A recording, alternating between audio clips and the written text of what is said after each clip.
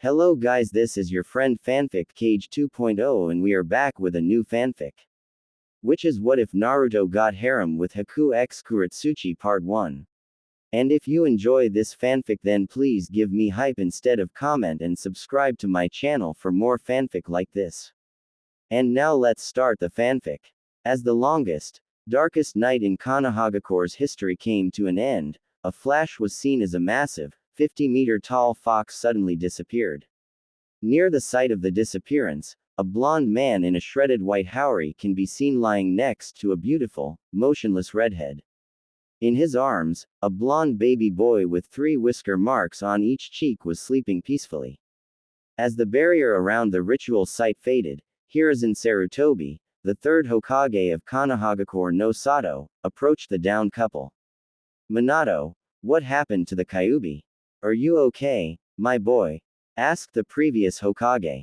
"Hiruzen, I don't have much time left. This is my son, Naruto. I sealed the Kyuubi in him with the Reaper Death Seal. Please, keep him safe. Raise him with love and help him carry his burdens. Oh, my boy, why didn't you ask me to use that seal? The village still needs you," cried a dejected Hiruzen. Each member of the Anbu detail could be seen shaking with tears pouring out from below their masks. One silver-haired Anbu was on his knees, wailing openly and crying, "Sensei, Sensei please don't go. Not you too Sensei. Kakashi, don't cry for me. I protected my village, and my son. He is going to need you Kakashi. Be strong for him, help him and when the time comes teach him. As I loved you as my own son, I ask you to love him." In between sobs, the now known Kakashi swore an oath to the heavens, "I swear Sensei. I will do as you ask." Minato looked back to Hiruzen. "Hiruzen, I am fading. Please old man, fight for my son. Protect him. A lot of hate will be aimed at him from inside and outside the village. He should be seen as a hero. Please, old man, protect him. Rely on my and Kushina's friends. I have faith in them."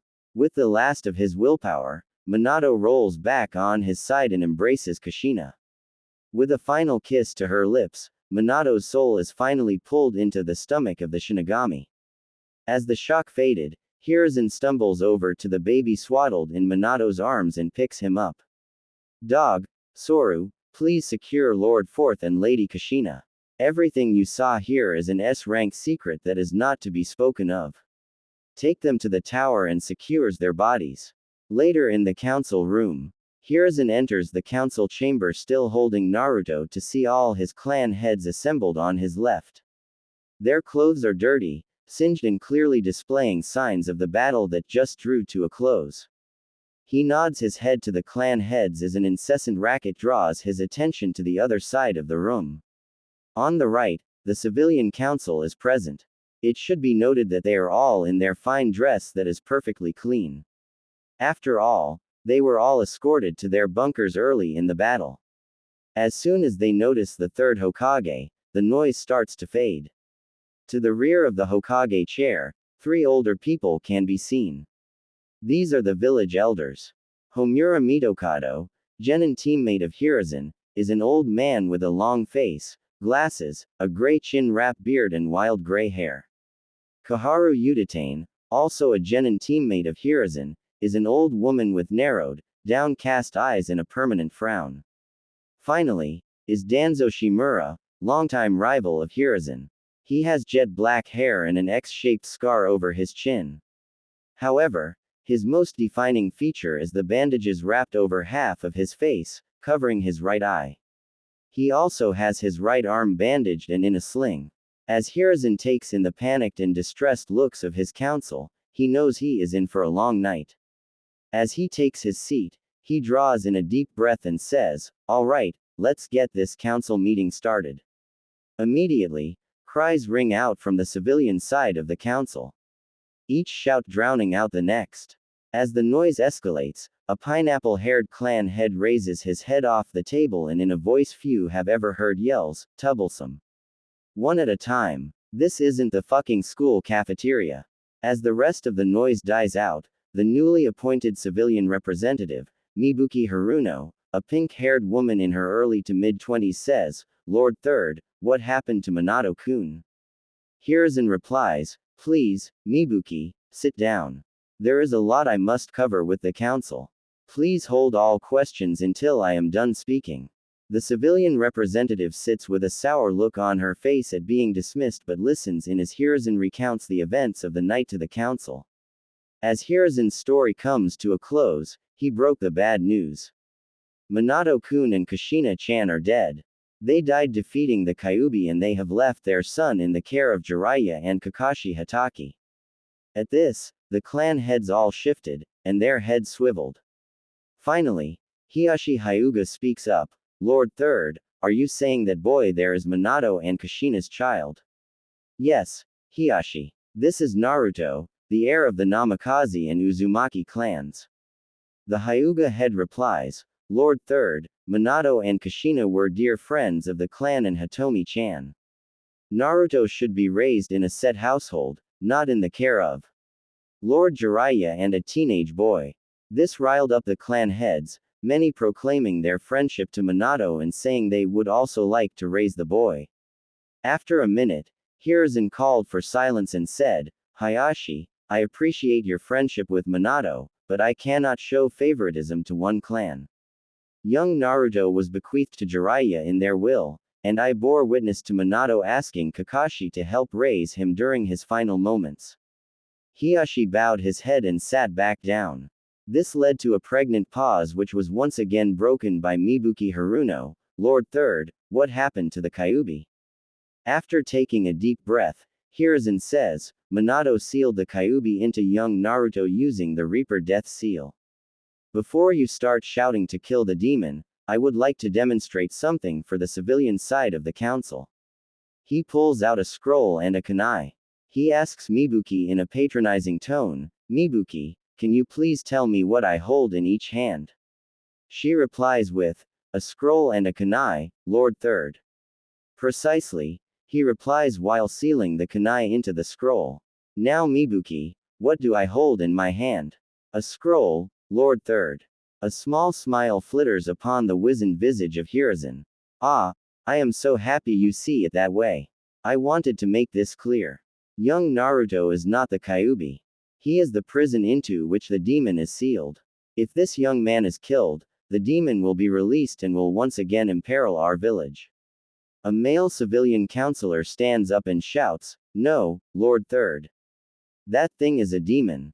It should be killed here and now so we can finally be rid of it. After that outrageous statement, Hiruzen made a motion with his hand and the dog-masked Anbu appeared behind the civilian counselor. With a swift stroke of his wakizashi, he removed the man's head and let it roll to the ground. The silence was broken as blood sloshed out from the man's neck and made a sickening, squelching sound. Two Anbu descended and picked up the remains. Hiruzen took this as his cue to issue a warning. My fellow council, listen up because I will not repeat this. This silence in between his sentences was deafening as the man radiated a killing aura that caught the attention of shinobi and civilians alike. Naruto is under my protection. I swore to Minato as his final wish that the boy would grow up safe in a village that will see him as the hero he is. As his eyes swept the room, many of the civilian council looked down, not meeting his eyes. The shinobi met his gaze proudly, with slight nods of their heads confirming that they were with their newly reinstated Hokage. Behind Hiruzen, Danzo made a slight shift and narrowing of his eyes. Let me close this meeting, it has been a long night and all of us have family and clans to check on. I will be relying on each of you to fill out damage reports, prioritize key infrastructure and needs. We will need to work together to rebuild our beloved village and protect it. Fugaku and Hiashi, please stay. As the council room emptied, Fugaku and Hiashi stood to attention and saluted. Hiruzen returned the salute and motioned them to sit.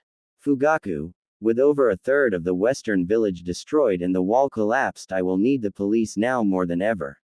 I also ask you, Hiashi, to provide support to the Uchiha until our defenses have restabilized. Fugaku begins to reply with, Lord Third, the Uchiha can. Enough Fugaku. Your rivalry be damned. Every man and woman that can help rebuild and protect the village is needed now. I ask you to work with Hiashi to make sure our village is secured. Yes, Lord Third, says Fugaku with his head bowed. It will be done, states Hiashi with his typical, unreadable impression. Thank you. Now I know both of you will want to help with young Naruto-kun. I will invite you to a meeting to discuss his future once this madness has settled. In the meantime, he will stay at the Sarutobi compound. As the two leave the room, Hiruzen sighs and takes out his pipe from his robes. He lights it up and takes a deep drag as he looks down on the infant in the makeshift cradle. I promise, Minato and Kushina. Your sacrifice will not be in vain. 2 weeks later in the Hokage office. Hiruzen sits down in his leather chair behind the Hokage desk with Naruto laying in a cradle beside his desk. His visage peeks through stacks of paperwork as he looks out over those in attendance. The three elders were seated on the right side of the room with Hiashi and Fugaku seated on the couch in front of his desk. On the back wall, a massive, middle-aged man with long, spiky white hair and a hishiate with the kanji for oil inscribed on it. He is wearing a red overshirt with a gray undershirt, metal arm bracers and gray pants finished with wooden geta sandals. This is one of the legendary Sannin, Lord Jiraiya of Mount Mayuboku. To his right is a beautiful woman who appears to be in her mid-20s that has beautiful honey eyes with a purple diamond in the middle of her forehead. The green overcoat opens to reveal a white shirt that provides just enough cleavage to make all men struggle to keep their eyes up. She is leaning against the wall with an impassive expression on her face and her arms crossed across her ample chest. After summarizing the events of October 10th for the Sannin and getting a report from Fugaku on village security and the progress of the wall rebuilding, Hiruzen addresses the room. Thank you for your help over these past 2 weeks. Much has been done and there is much to do. Tsunade and Jiraiya, thank you for returning to the village on such short notice. I wish it were on better terms. Jiraiya gets a goofy grin on his face and says, sure thing, sensei. After that, his face turns serious and he says, now, can we talk about my student's child, please? Yes, Jiraiya, I was getting to that. Minato and Kushina left young Naruto to your primary custody, Jiraiya. He also asked Hitaki Kakashi to assist in raising the boy. Sensei, I know why Minato gave me that responsibility, but I cannot possibly accept. I have my duties outside the village, not to mention my spy network. With Konoha in this state, it is more important than ever that we stay ahead of the threats. Tsunade makes a tisk sound and snaps her head away from Jiraiya in disgust. The pain she feels just from being in this god-forsaken village has her at her wit's end. Now she must put up with her perverted ex-teammate. Unbelievable. Danzo cuts in before anyone can respond. I agree with Jiraiya. We cannot recall him to the village at this time. His intel has been instrumental in preventing many threats to Konoha. I ask that the child be put in my care, where I can train it properly. All faces in the room hardened as Hiruzen steps in. Danzo, I know that the roots of the great tree need to be kept, but if I hear you refer to young Naruto in that way again, I will be finding a new groundskeeper.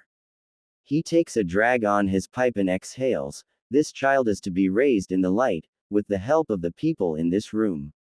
Hiashi and Fugaku made an almost imperceptible shift and looked on excitedly. He continues, my plan is to have Naruto raised on the Namikaze estate. I have already assigned Tsubaki Sarutobi, a wet nurse and caretaker of the Sarutobi clan, to raise Naruto in his family home. As you all know, his existence as of now is only known to the council and is an S-class secret along with his Jinchuriki status. After taking a deep breath and another drag, he continues, I plan on the child's formative years being hidden in the Namikaze estate. Once he is old enough, each person in this room will be able to take part in his development and training. Yes, before you ask, even you Danzo. He chuckles and finishes with, you have many good things to teach, old friend. When the time is right, I will let you teach young Naruto and help form him into the shinobi we all know he can be. After an admittedly stunned silence, Tsunade says, Sensei, I will stay until his first birthday. After that, I am out. The pain this village brings me is too great, but I owe Kushina at least that much. Kaharu chimes in, Hiruzen, you know how I feel about that, child. I will not be around it any more than need be. I want no part of that boy, he is a ticking time bomb. Jiraiya leans forward off the wall as he lets loose a sizable amount killing intent, enough to make the elders struggle under the weight of it. I know Sensei made this clear for his part, but let me enlighten you. Naruto is under my protection. Whether I am in the village or not. If anything happens to the child, I will hold each person in this room personally responsible. He lets off a bit on the key and continues, I have inspected the Shiki Fuan seal, and I will say that it is the strongest and most intricate seal ever placed on any of the Jinchuriki. Not only will the seal lock the Kyuubi into Naruto, but the seal will also convert the Kyuubi's chakra bit by bit into Naruto's own chakra pool and reserves. If you don't believe me, ask Hiashi. Every eye in the room turned to the startled Hyuga. He activated his Dujutsu and scanned Naruto, it is as Jiraiya says. Around the seal, I see small fragments of red chakra circling through the seal and turning into the natural blue chakra that we all have. Naruto's chakra does have a deeper blue look to it, but I think that is because of its potency. Another note, Naruto's own chakra reserves at 2 weeks old are already equal to most academy students. A gasp flittered through the room and a gleam appeared in Danzo's eyes. This could be the greatest weapon in the entire elemental nations. I need to have this child, but Hiruzen would never allow it. I cannot believe the fire that has returned to his eyes.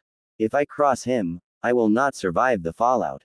For now, I will try to get access to the child so I may observe firsthand, thought Danzo. Danzo looks at the Hokage and asks, Hokage-sama, what is the plan for the child? Surely, he will need to become a ninja to learn to control the Kyuubi. If he doesn't learn control, the beast could take advantage of that and escape. Hiruzen looks at Danzo, then at each of the others around the room. I plan on Tsubaki raising Naruto in secrecy until he is ready to become a shinobi. I will give each person in this room access to the Namikaze compound so that you may each visit Naruto. I would hope that with the right guidance, we can instill the will of fire into young Naruto and secure Minato's legacy and the future of our village. Tsunade chimes in, Sensei, Kushina would have wanted Naruto to have a normal childhood with friends, unburdened by the darkness of shinobi. I know, Tsunade, but no matter how you look at it, Naruto is not normal. Furthermore, if his existence is made known, then we will have assassins from Kumo and I will looking to finish off Minato's legacy. Those grudges run deep. If we can keep him safe on the Namikaze estate until young Naruto starts at the academy, then we will have a much better chance of keeping Kumo and Iwa off his trail. At this point, Hiashi steps in, Lord Third, what if the child is raised under the name Uzumaki and then when the time is right, and the child is strong enough, we can announce his heritage. This would allow us to bring Naruto into the public and possibly create friendships with the other clan children. He will be watched and protected by the shinobi families while creating bonds that tie him to the village. That is an interesting idea. Kushina had her fair share of enemies as well, though, and the Uzumaki name may still attract the attention of Kumo. Jiraiya decides to put in his 2 cents. Sensei, I will be able to stay ahead of any of that. We can provide a better life to Naruto. Furthermore, if we play the Uzumaki name off as a common, orphans, name, then that would allow Naruto to be raised normally. We would of course tell him about his heritage, along with the trusted few clan heads who are loyal to Minato. This would keep his self-identity intact and protect him as much as possible. That is an interesting idea, Jiraiya. If the Uzumaki name reaches Kumo, I expect you to do some counterintelligence work and make sure they believe the orphan story. I believe that is all for this meeting. Please return to your duties and aid with the village recovery. 3.5 years later. 3 years passed in a flash for Naruto, Tsubaki and surprisingly, Tsunade. The vibrant ball of energy had brought so much light to every person he met. Tsubaki and Tsunade had started teaching Naruto to read after he complained that he couldn't understand of his, 2-chan's, books a year ago. Naruto struggled to learn, but what 2.5-year-old wouldn't? Now, Naruto is often seen carrying around a wooden kunai and reading books like Intro to Fuinjutsu, by Uzumaki Mito, and The Coolest Battles of Shinobi History, by Rimuru Satoru. For his third birthday, Jiraiya had given Naruto The Tale of the Gutsy Ninja, which inspired Naruto to profess himself a ninja and ask for a kunai. The next time Jiraiya showed up, he gave Naruto a box of wooden kunai. Aside from his reading, Naruto loved spending time outside on the training grounds of the Namikaze estate with his ba-chan, Tsunade. After the first year, Tsunade had decided that she would give life in Konoha one more chance. Her attachment to the hyperactive toddler only grew and earned smiles, laughs and guffaws from all those that witnessed the unique relationship. Jiraiya and Hiruzen were ecstatic to see the light return to Tsunade's honeysuckle eyes and a smile to return to her face. The time she spent with her brat was filled with laughter, Naruto playing shinobi and Aunt Shizune trying to keep Tsunade from throwing Naruto over the Hokage mountain. After a year or so, Tsunade decided to return to Konoha Hospital when she wasn't spending time with her last living relative. She was appalled to find out how much the standard of care had fallen. She then got the third Hokage to approve remedial training for all certified nurses and doctors at the hospital. She led the physical and medical retraining and became feared for her quick temper whenever she saw a negligent mistake. One day, she brought Naruto to a training session and introduced him as Naruto Uzumaki. The little blondie was running around in between groups of medics who were practicing their Areo ninjutsu. He would fake his own injury and yell for the medics. Somehow, he found the fake blood packs and was covered in the fake blood. The medics fell in love with the little blonde ball of sunshine and started treating his wounds.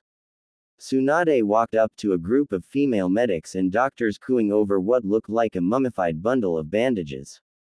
The only indicator that it was Naruto was the blonde hair that was peeking out over the tops of the bandages.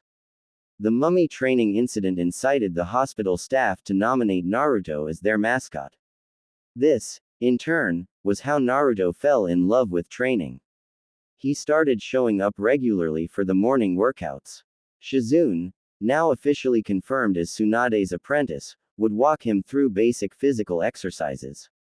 His endless energy basically guaranteed that Shizune was the one that left training tired. Once Shizune was tired out, Naruto encouraged the other medical personnel to help them finish their workouts.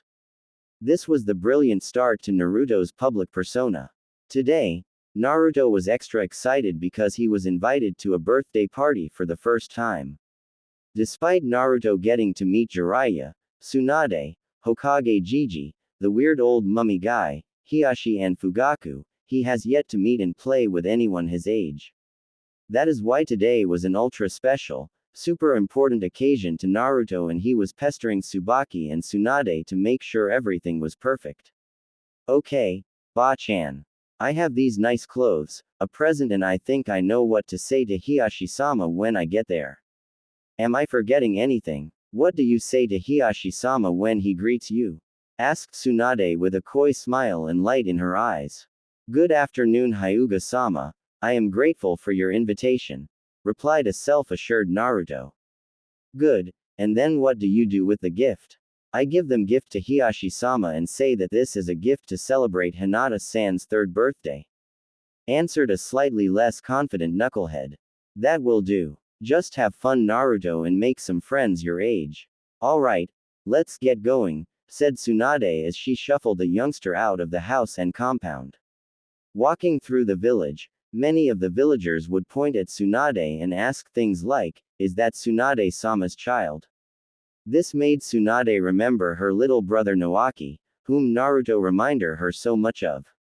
Naruto looked up and noticed Tsunade's slight frown and asked her, what's wrong Ba-chan? Tsunade shook off her thoughts in Naruto's question and simply answered him with a smile and ruffle of the hair. After all the looks, greetings and whispers, Tsunade was glad to arrive at the Hyuga compound. The two gate guards noticed Tsunade walking up and rushed off to get Hiashi. As they walked through the gate, they saw Hiashi and Hitomi waiting for them. Hitomi was a beautiful woman with dark blue-black hair and pale white eyes that had a lavender tint to them. She was teammates with Kushina, and as soon as Hiashi had told her about Naruto, she had been waiting to meet her friend's hidden son. She smiled as she saw the young blonde approach. Naruto walked up with a laughably rigged posture and said, "Good afternoon, Hyuga-sama. I brought a gift for Hinata-chan's birthday." Datbeo. Hiashi cocked an eyebrow at the youngster. Which for a Hyuga was the equivalent to a hearty laugh and smack on the back by an Akamichi. The vibrant nature of his greeting stood in stark contrast to the typical Hyuga etiquette. After Hiashi composed himself, he returned the greeting by bowing his head slightly to Tsunade. "Good evening, Tsunade-sama and Uzumaki-san. I am grateful you could join us to commemorate Hinata's third birthday." Truth be told, Hiashi wasn't one to throw a party for such a paltry reason, but Hitomi had been bothering him about getting to meet Naruto, and this was as good an excuse as any. "I apologize, but I have to head to the Hokage Tower. The delegate from Kumo will be wrapping up with the signing of the treaty, and we have agreed to house him as a show of good faith." Tsunade waved him off and said, "I am surprised you would let him stay here. Have a safe trip and we can share some sake when you get back." As Hiashi walked out of the compound with his brother and personal guard, Hitomi ushered the duo into the compound's courtyard, where laughing and talking could be heard from the front gate.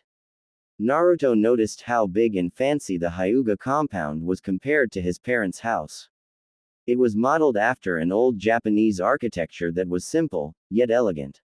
As he approached the courtyard with Tsunade just a step behind him, Naruto spotted the birthday girl. She was a small little thing with dark blue hair cut in a Harem style, mousy face and a small build.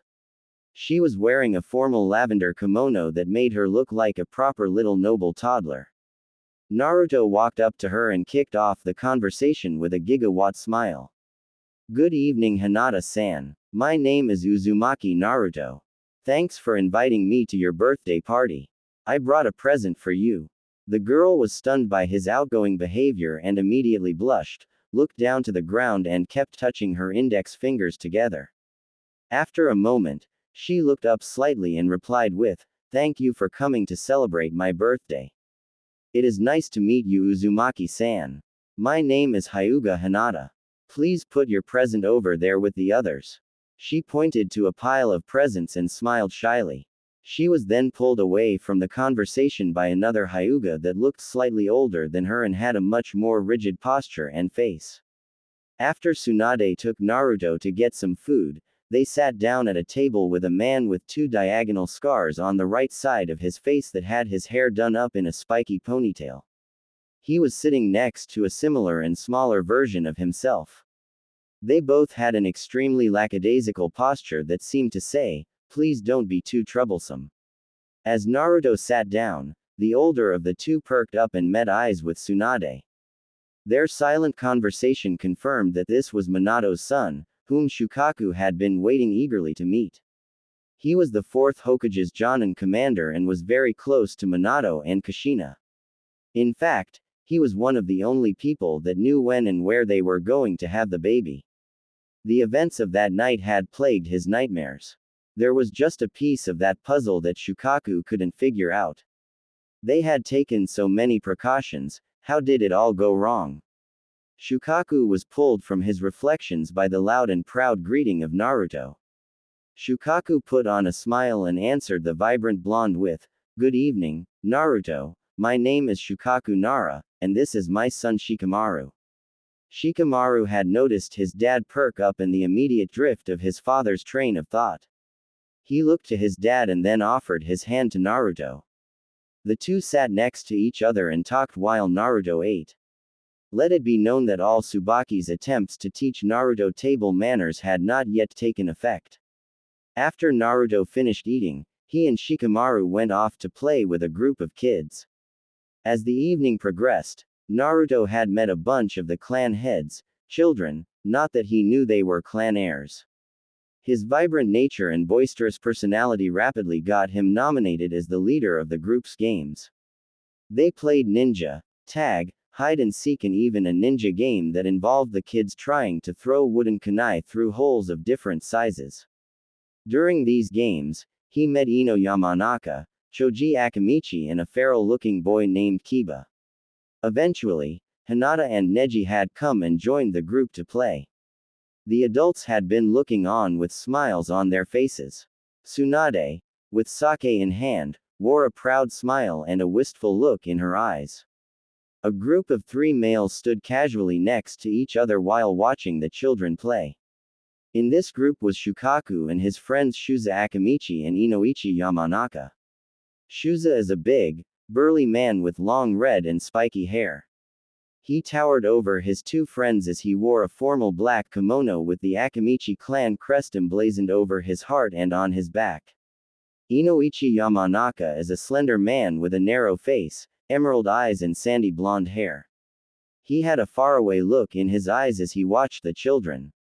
Inoichi broke the comfortable silence with, "He is a natural leader, just like Minato." Shuza chuckled and drank some of his beer. "Indeed he is. He is the spitting image of Minato. Although I see a bit of Kushina in him. Especially in that wild personality of his." Shukaku chimed in with, "Maybe more than a little bit of her personality. I think it may get to be a bit troublesome." The group turned as they heard a full-blown feminine laugh from behind them. They turned and greeted Tsunade, who simply nodded and said, "You have no idea." They continued a friendly conversation while watching the children's antics. As the evening drew to a close, Hitomi had invited Naruto to stay the night. She said that Naruto could stay in Hinata's room. Neji would be there as well, so nothing untoward would happen.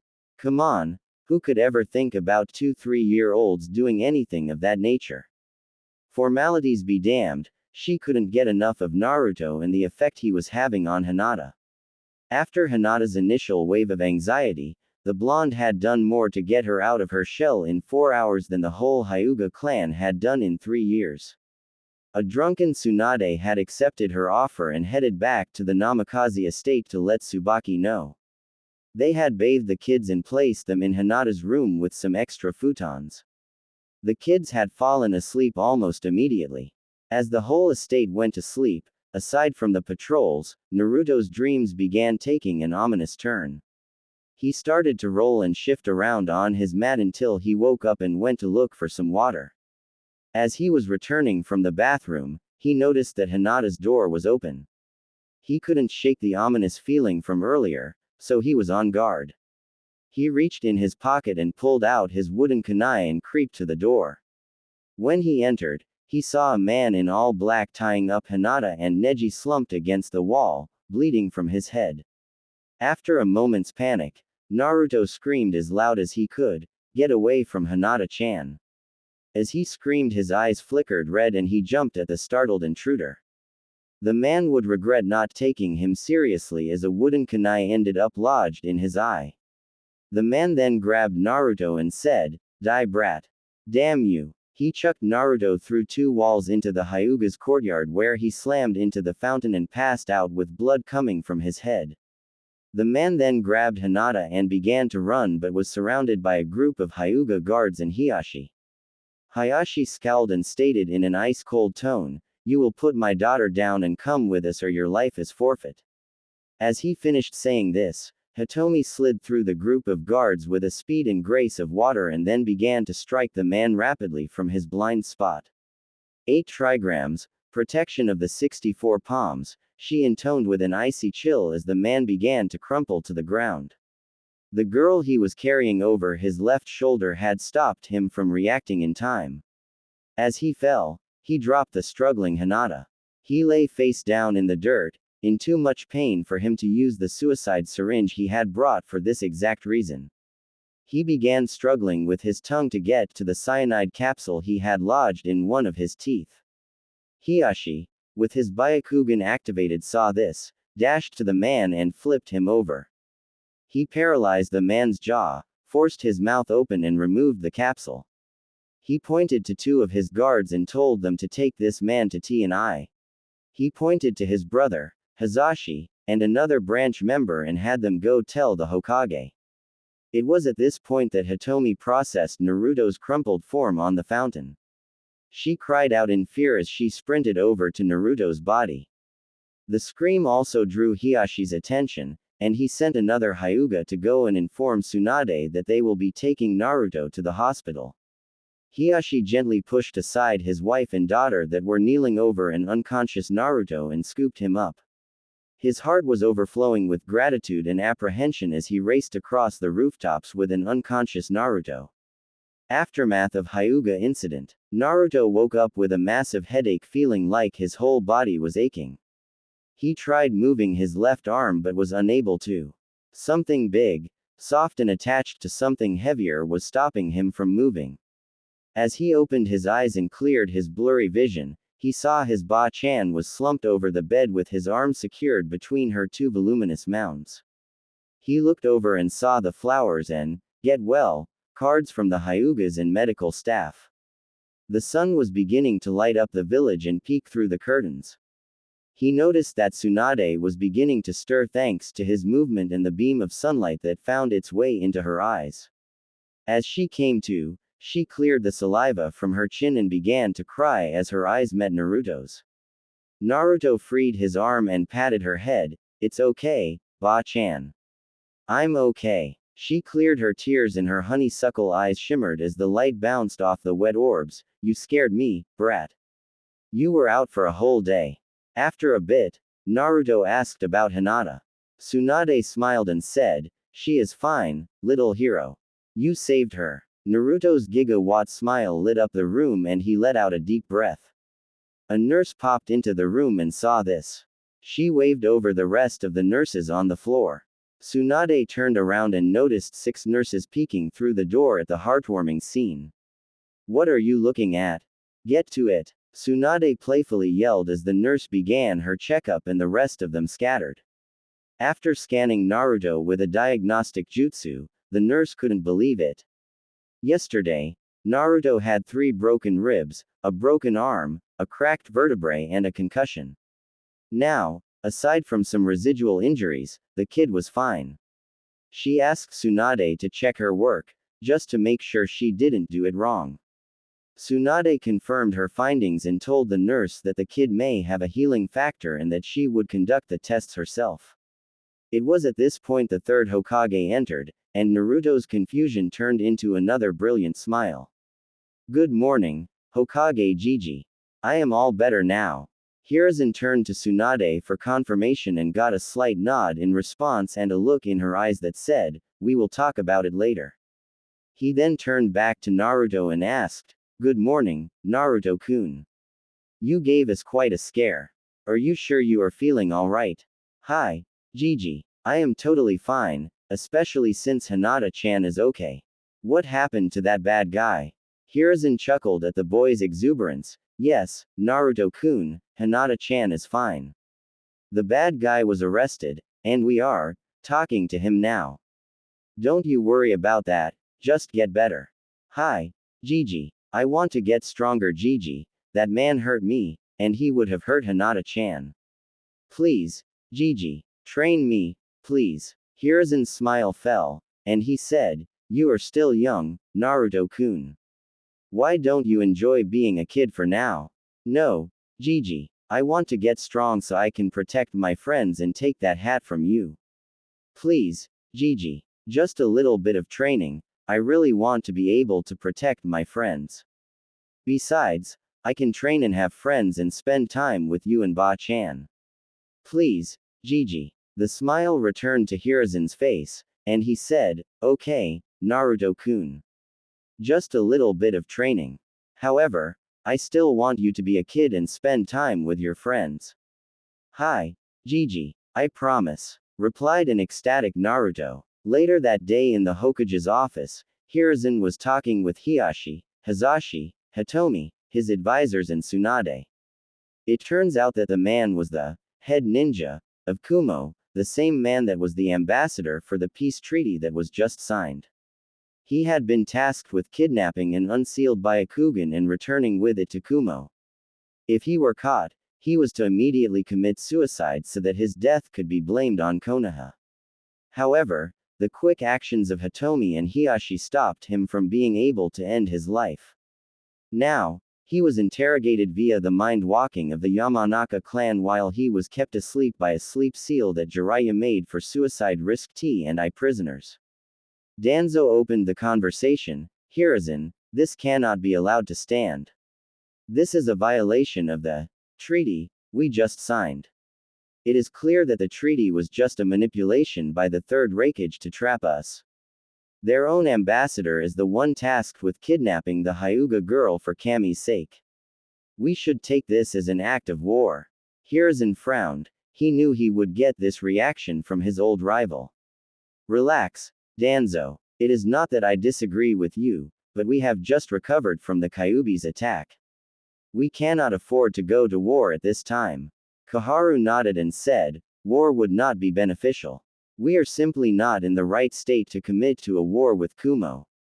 However, we have a valuable political card here, Hokage-sama. We cannot afford to fold this hand either.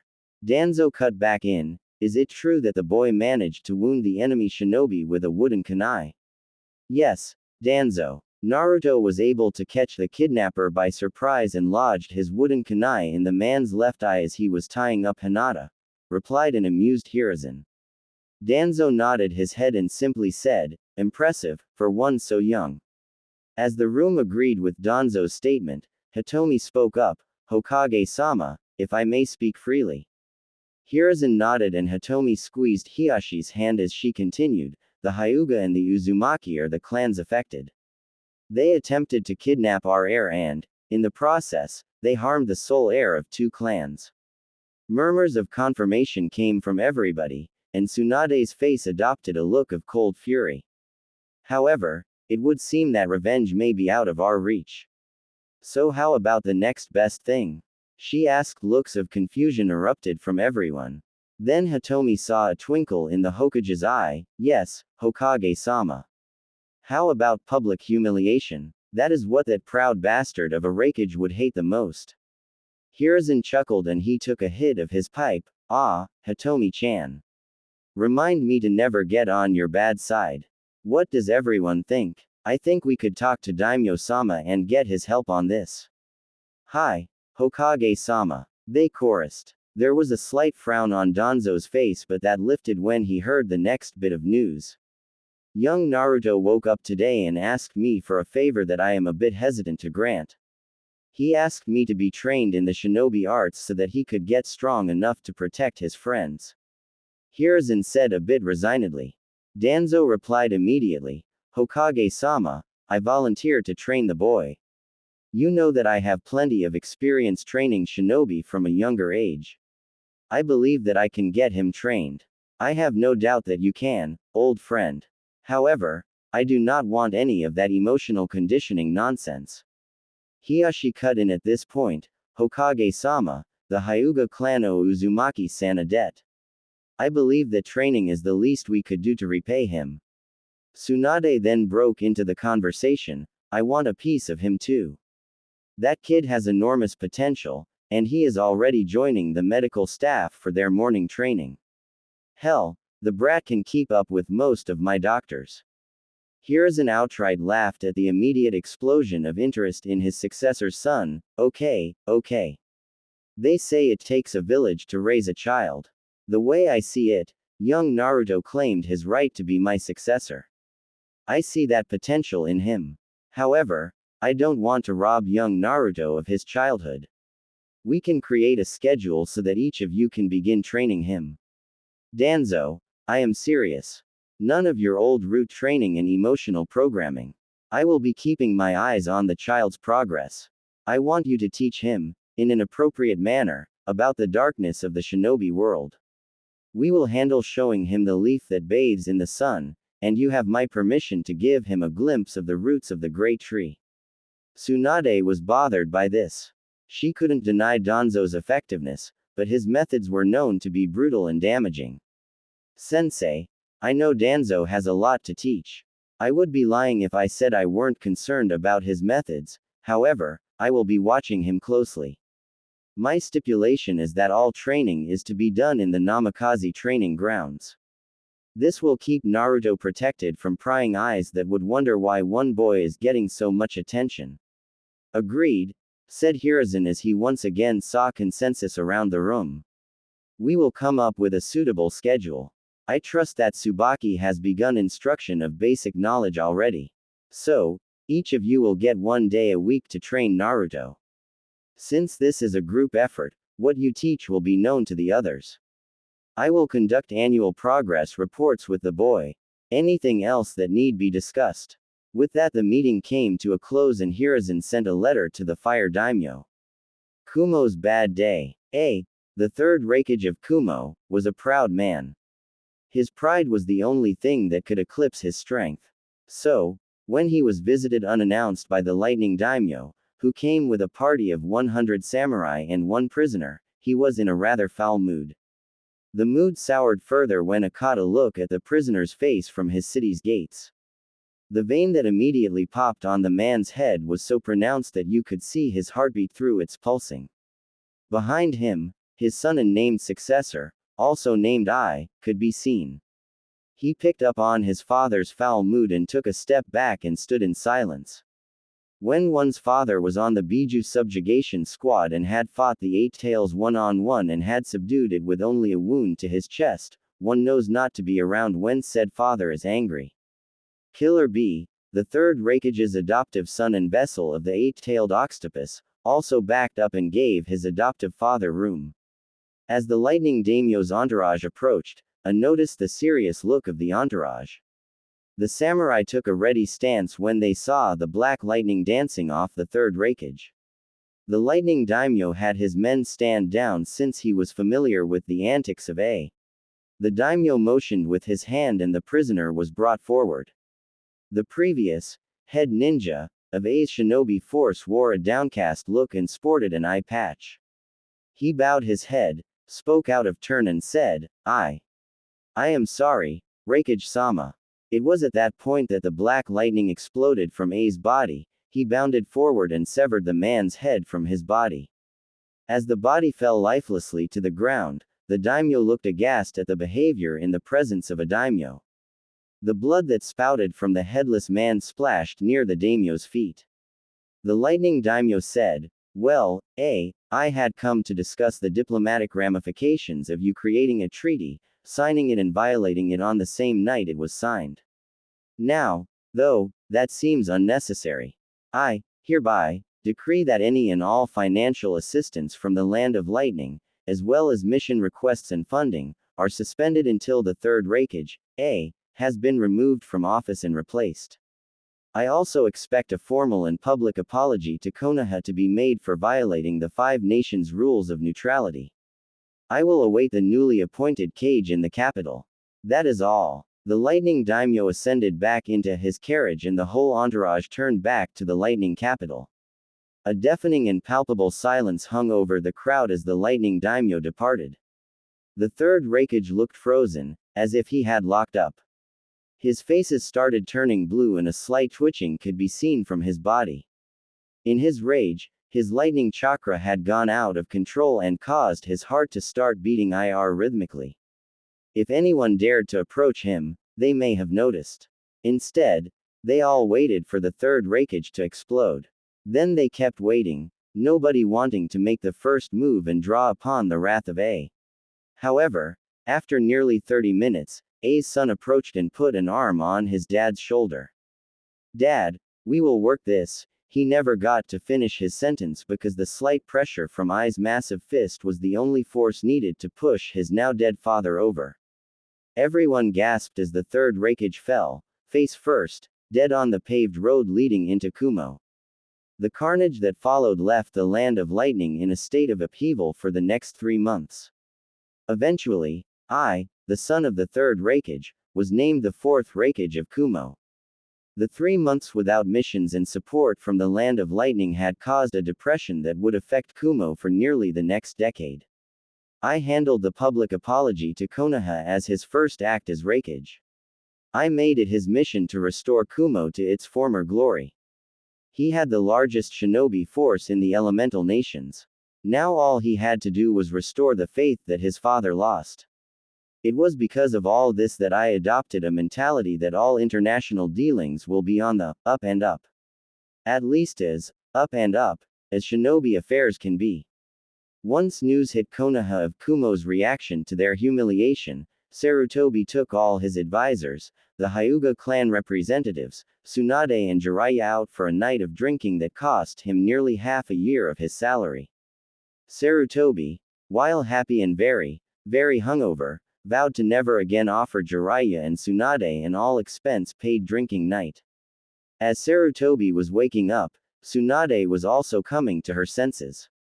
She had long since moved into the Namikaze estate. The Senju estate was so empty and brought up so many painful memories.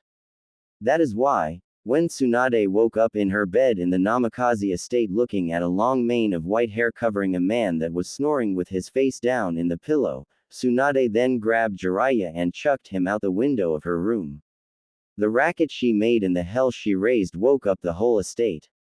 Tsubaki and Naruto walked up on a ranting Tsunade. Her tirade continued until Naruto spoke up and calmed her down. Maybe it was the cute and innocent toddler, or maybe it was her completely state, but she eventually did calm down. A 4-year-old Naruto woke up at the crack of dawn to get to his training. For the past 6 months, he had trained 4 days a week. On Mondays he trained with Tsunade and sometimes Shizune. On these days, he would join the hospital staff for their morning physical training. After physical training, Tsunade would make breakfast for Naruto while quizzing him on the previous week's homework. They covered subjects like chakra, chakra nature, chakra control, the basics of field medicine and human anatomy.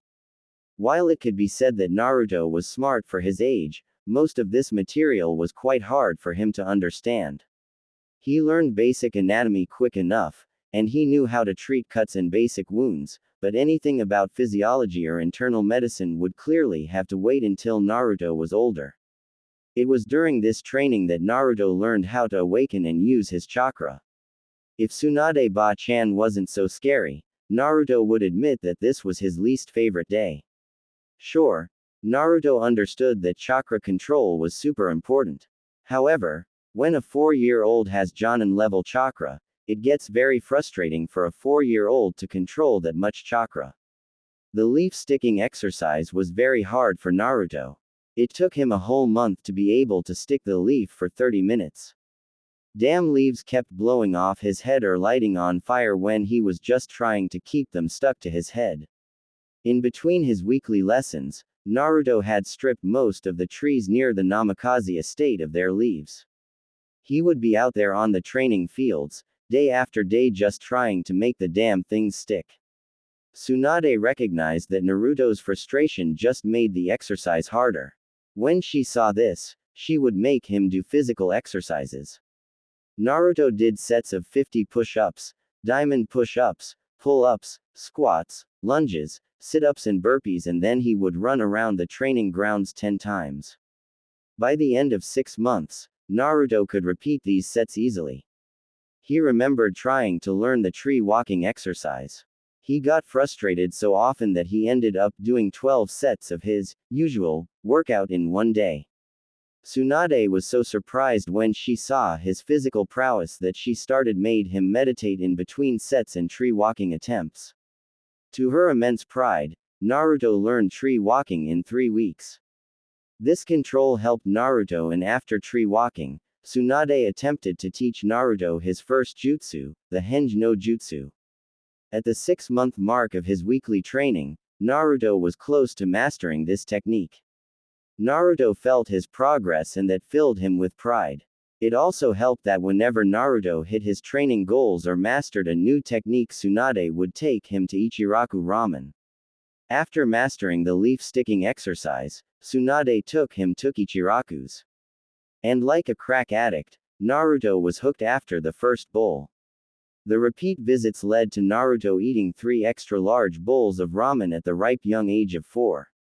Tsuki, the stand's owner, saw the next coming of Kushina and his future best customer. Tsuki and Ayame were quickly added to Naruto's list of those he would train to protect. Tuesdays were days that the Hyuga clan opted to teach Naruto. Hiashi, Hazashi and Hitomi split this duty.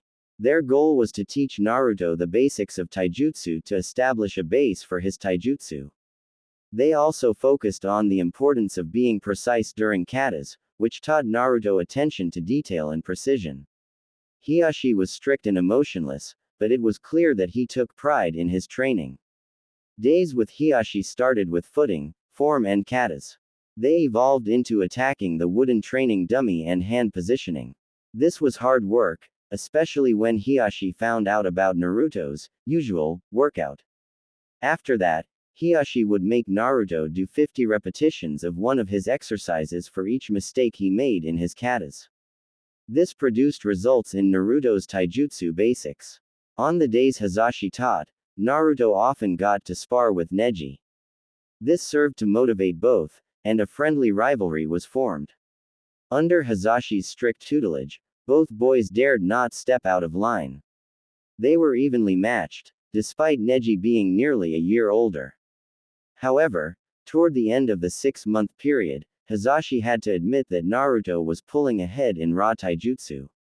If Neji used the actual Juken, then Naruto would be defeated, but Hazashi did not want to start that type of sparring yet. Days with Hitomi were Naruto's favorite. Hitomi was kind, pretty and patient. She taught Naruto things like manners, etiquette and proper conduct. She knew this boy was going to grow into an important figure and didn't want him to be an ignoramus when it came to dealing with important people.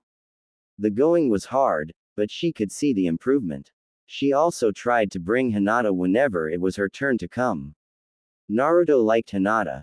She was nice, and she listened to him talk about whatever. After the first couple of visits, Hinata started getting more comfortable with Naruto. She would talk with much less stuttering. She stopped flushing whenever he looked at her, and she was even able to yell at Naruto once when he made a distasteful joke about her mother. Naruto was so caught off guard by a yelling Hinata that he immediately apologized profusely. The two kids had a good friendship, but Naruto made it his mission to break Hinata out of her shell. Wednesdays were weird for Naruto. The old mummy came on Wednesdays. Naruto initially needed Tsubaki present when Danzo was teaching because Naruto feared the gruff, bandaged man. He was super strict, emotionless and talked about stuff that made Naruto feel awkward. Naruto hadn't seen a dead person yet, so whenever Danzo-sensei had talked about killing, Naruto got wide-eyed and shy. The first 3 months Danzo kept the training topics lighter, talking about the importance of stealth and operating without drawing attention. Surprisingly, Naruto proved an effective study at stealth lessons. The child had no concept of suppressing his chakra, which made him a beacon for a shinobi of Danzo's caliber. However, the boy was surprisingly good at staying out of sight. Danzo also piggybacked on the chakra control lessons Tsunade was teaching Naruto. He tried to get the boy to understand the importance. He was forbidden from teaching him water walking yet because his chakra coils were not developed enough. However, he would have the boy do exercises and katas while sticking to the tree. He did this to teach him control and multitasking. At 4 months in, Danzo started bringing his personal bodyguards with him to training. These people were pale sticks in the mud. They never smiled, never joked, never did anything. All they did was spar with Naruto and teach him. After watching Naruto do the leaf sticking exercise with one leaf on each of his arms, legs, torso and forehead, Danzo noticed that the boy was starting to burn some leaves. This led him to test Naruto's chakra and find out that he had very high fire and wind affinities. Despite this amazing discovery, the training group concurred that it was too early to teach him any elemental jutsu. Even though the boy was a natural, all trainers felt like they should hold off, except Danzo. Finally came Thursday. This was Naruto's favorite day each week. This was Uchiha Day. Fugaku heard about the training of Naruto and knew that he had to take part in it. He focused on the boy's taijutsu, trap making and shuriken jutsu. Things like physical activities seemed to motivate Naruto, and he soaked up the knowledge like a sponge. Fugaku couldn't help but be proud of Naruto in Minato's stead. He would bring over Itachi, who had just entered the academy and was on track to graduate early. He also brought Sasuke, a very kind but competitive boy that was Naruto's age from the Uchiha clan. Sasuke liked these days because his dad would actually train him and Itachi would train with him as well. He was frustrated and motivated by the fact that he had never beaten Naruto. In fact, over the 6 months Naruto had started to lap him in progress. Although Fugaku knew that it wasn't fair to compare the boy's due to Naruto's other trainers, it still brought a frown whenever he thought his boy was being outdone. On the other hand, Naruto had never beaten Itachi. In the beginning, Itachi had walked right over Naruto. He was better in every shinobi art, a true Uchiha. By the 6th month, Itachi would have to admit that the boy who was 3 years younger than him made him have to try. Itachi was being pushed in a spar by a 4-year-old Naruto. The boy was slightly slower than him, but Kami was tricky to fight. His reflexes were top-notch, and his fighting instinct was incredible. In the last week of the 6th month, Itachi activated his Sharingan by sparring with Naruto. Despite Itachi only being 8, he was now the youngest Uchiha since Madara to activate his Sharingan. When Itachi returned to the clan compound that day and told his best friend Shisui about activating his Sharingan while fighting Naruto, Shisui insisted on coming to every Thursday training session after that. Jiraiya would stop by the compound for a week at a time, a couple times each year. After the night and subsequent morning with Tsunade, they worked things out. To Jiraiya's immense relief, Tsunade said she would give them a test drive. Her conditions were there is absolutely no peeking in Konoha, and if he slept with any woman other than her, not only would it be over, but she threatened impotence. She requested that he abstain from it outside the village as well, but she knew that was a big ask. She just didn't want his perversion thrown in her face is all. Jiraiya always woke up with a shit-eating grin when he was in town, and this had a positive effect on Naruto's training. Jiraiya focused on Naruto's Fuinjutsu. Being the only Fuinjutsu master in Konoha meant that the responsibility to teach the last Uzumaki the art fell to him. Since the kid started his calligraphy when he was 3, Jiraiya was always surprised by the progress Naruto made. Jiraiya couldn't help but get excited and talk through seals when Naruto displayed an almost innate understanding of the art. When he was 4, Naruto created his own storage seal. He managed to improve on the basic storage seals found in the shinobi shops and increase their capacity by double. When Naruto was 6, he created a variation of the explosive tag that Jiraiya instantly took to the Hokage for mass production. Naruto made a flash tag that would only flash a 180-degree angle from where it was deployed. The potency of the flash depended on how much chakra was put into the tag. Being a knucklehead, Jiraiya had asked Naruto to flash him on max power to see the tag's effects. Jiraiya couldn't see until Tsunade had gotten home from the hospital that night and fixed the poor pervert's eyes. Speaking of perverts, since Jiraiya had sworn off all things perverse, he needed a muse. He found that in Naruto. The boy would talk about his innocent friendships with Ino and Hinata, and the pervert's mind automatically converted it into his raunchy novels. All he had to do was add in all things, which came naturally to him, and Naruto's stories helped him find his inspiration. At the risk of Tsunade's wrath, Jiraiya gave Naruto a scroll on sensual ninjutsu, level 1. This scroll taught Naruto how to use chakra in massages to stimulate other people, relieve stress.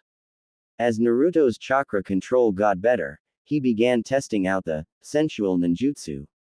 At first, he offered Tsunade, Tsubaki, Shizune, Ayame and the nurses from the hospital massages. He said it was to practice chakra control and make them feel better. Most of the women found it amusing until Naruto would give them a massage on their back, feet or hands. The immediate relief of tension and pain made Naruto a hero around the hospital. Stories of Naruto's success in the sensual arts gave Jiraiya even more inspiration and made him want to teach Naruto even more. Jiraiya poured his effort into his student's son whenever he was in town and always left Naruto with the next level of Fuinjutsu book. At this rate, Jiraiya would be able to let Naruto into Minato's study in no time. These training sessions produced such good results that Fugaku and Hayashi couldn't help but share with the other clan heads. The hype around Uzumaki Naruto grew to a dim roar among those in the know. Sure, there are prodigies like Itachi, Shisui and Kakashi.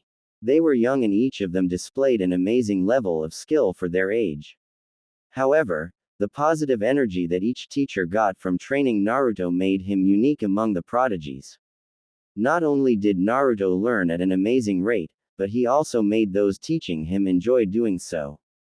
These rave reviews caused Inoichi, Shuza and Shukaku approach the Hokage about getting time to teach Naruto.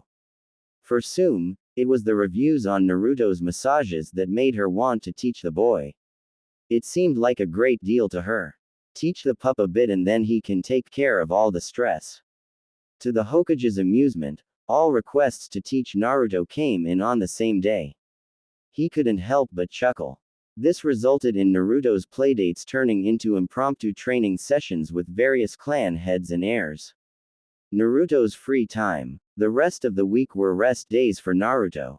Although Tsubaki still made him study on these days, it was his time to relax, recover and be a child.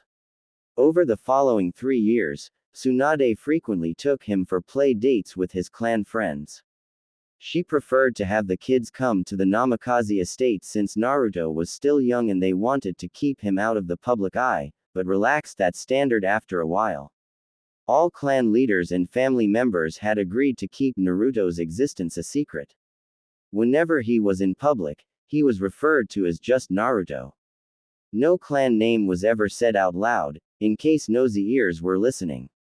This worked well because there was not a single attempt from the villagers, or outside shinobi, to attack Naruto. So, after a while, Tsunade and Tsubaki began accompanying Naruto to the other clans, compounds or out to parks. He developed relationships with each of the clan children. Aside from the pre-made friendships between the Shikamaru, Ino and Choji, Naruto was the link that bound the clan kids together. Naruto was the ringleader of the boys. He would always partake in the games, choose where they should go, kept the conversation fun and flowing. Not to mention that he even made the lazy Nara enjoy running around and playing. Kiba loved rough-housing with Naruto and running around the woods in the Inuzuka compound with him. Choji loved the trips to the barbecue or ramen stand. Naruto even got Sasuke into his friend group. The timid Uchiha child struggled at first, but Naruto never left anyone out. In time, Sasuke began hanging out with the boys even without Naruto present. Shikamaru enjoyed just talking with Naruto while cloud gazing.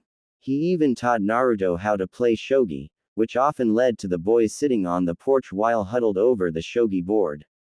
Either Naruto was a Nara in disguise or he was a natural at shogi because he would come to the Nara compound, talk about anything and everything while playing shogi and then push Nara clan members hard. The boy was just so frustratingly random in his moves. Even Shukaku nearly lost to Naruto when Naruto was 7. The complete and total lunacy of Shukaku having to visibly concentrate, sweat and plan out his game made it seem like the Nara clan had lost, even though he won. Yoshino couldn't get enough of the blonde knucklehead. He brought such vibrant energy to the lazy compound that she often bribed Tsunade with sake nights just to get Naruto over. When Naruto was 6, Shukaku made Shika spar with Naruto. Shika was beaten in 10 seconds, which frustrated the lazy Nara. No matter how troublesome it was, nobody wanted to be beaten that soundly. So, Shukaku nearly fell out of his chair the next morning when Shikamaru asked him to train him. The sight of the Nara heir running around the compound and sweating made the lazy clan feel one word: troublesome. Ino had the hardest time with Naruto. She liked hanging out with him so much. He was a fellow blonde, he was cute, he was funny, he was strong, and he always put his friends first. Ino loved that much about him. What was hard for Ino was that she wasn't allowed to talk about him or ask questions. She knew that everybody knew some big secret about Naruto. It was obvious from how the parents acted around him. It was why the secret was so important. It was why she couldn't ask questions. It was why Naruto seemed to be one big secret. When Ino turned 5 and Naruto came to her birthday party, she decided to ask him. She pulled Naruto into her room and then asked, "Naruto, do you know why I am not allowed to talk about you to anyone else?" "I'm sorry, Ino, I don't really know myself. I asked Ba-chan about it and she said it was to keep me safe and that she would tell me soon," a sheepish Naruto replied. "Well, that sucks. Do you know who your parents are? We only get to call you Naruto and we never use your last name.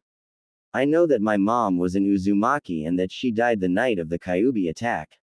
I don't know who my dad was, but he is part of that secret that Tsunade Bakken said she would tell me soon." "Oh, okay. So, you are an Uzumaki. Were they a clan? I haven't heard of them." Naruto's face fell and he replied, "Yeah, they were a clan.